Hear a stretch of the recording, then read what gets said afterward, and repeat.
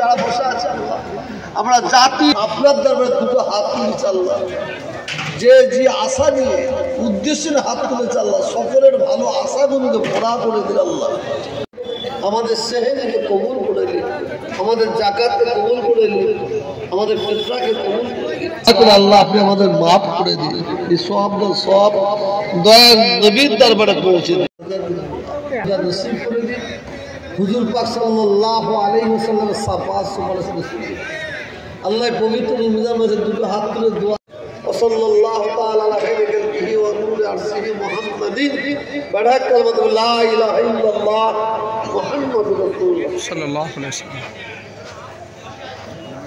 যখন সিপিএম ছিল তখন বাংলাতে একটাও বিজেপির পতাকা ছিল না, কিন্তু তৃণমূল আসতে দিদি আসতে বিজেপি এত চলে আসলো, এটাই কি বলবেন? যারা অভিযোগ করছে তারা তো বাড়িতে তার মা তার বাপ আর ছেলে ছিল, এখন তো 8টা 10টা মানে ছেলে মেয়ে বেড়েছে, তা কি বলবে? তা কি বলবো? এত বাল্য কেন বলবো?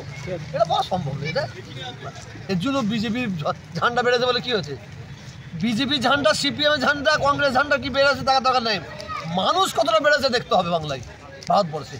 আর ভালো লাগে কল্যাণ বন্দ্যোপাধ্যায় আরও অনেক নেতৃত্বরা।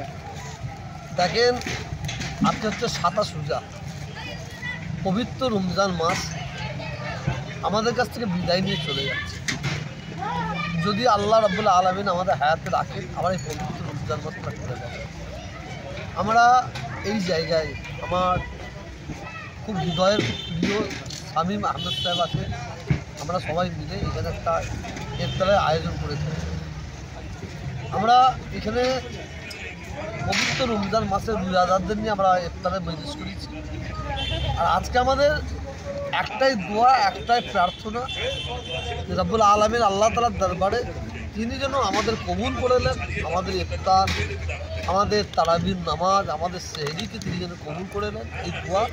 এবং বিশেষ করে ভারতবর্ষের মানুষ এবং বাংলার মানুষ, আমরা জাতি ধর্ম বর্ণ নির্বিশেষে সকলেই যেন যে আমাদের ঐক্য, যে একতা, যে ভালোবাসাটা ছিল আজকে থাকবে, এই দোয়া চাই। বিশেষ করে আজকের দিনে মানে হৃদয়টা ভেঙে যাচ্ছে, নজর ভেঙে যাচ্ছে এই কারণে, মানে আমরা আজকে সুন্দর সুন্দর ইফতার করলাম, আহার করলাম, আমাদের মনে পড়ে যাচ্ছে প্যালেস্তাইনের মানুষের কথা। ফিলিস্তিনের বাচ্চা শিশুরা, তারা দুধ তো দূরের কথা, পানি পাচ্ছে না, তারা খাবার পাচ্ছে না। আর ইসরায়েল ওই বেঈমানের বাচ্চা, মানে জঙ্গি কাকে বলা হয় সেটা ইসরায়েলের দিকে লক্ষ্য করলে বোঝা যাবে জঙ্গি কে, সন্ত্রাস কাকে বলা হয় ইসরায়েলের দিকে লক্ষ্য করলে দেখা যাবে।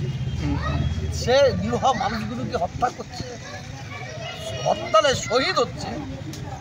তারা এই দুনিয়ায় রোজা রাখছে, ইনশাআল্লাহ তারা জান্নাতে গিয়ে তারা ইফতার করবে, এটা আমাদের বিশ্বাস।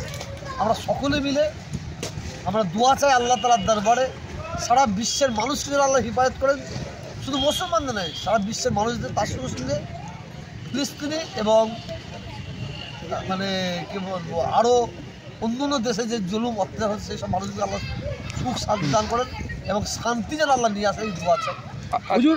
হুজুর আজ মুসলিম উভয় সম্প্রদায়ের মানুষ এখানে উপস্থিত ছিলেন। অন্যদিকে কিন্তু আমাদের বাংলায় একটা ছবি দেখতে পাচ্ছি যে হিন্দু ভাই 26-এ বিজেপিকে যায়, আর এটা বক্তব্য রাখছেন যে আমরা ক্ষমতায় আসলে সংখ্যালঘুদেরকে উল্টো করে মারা হবে।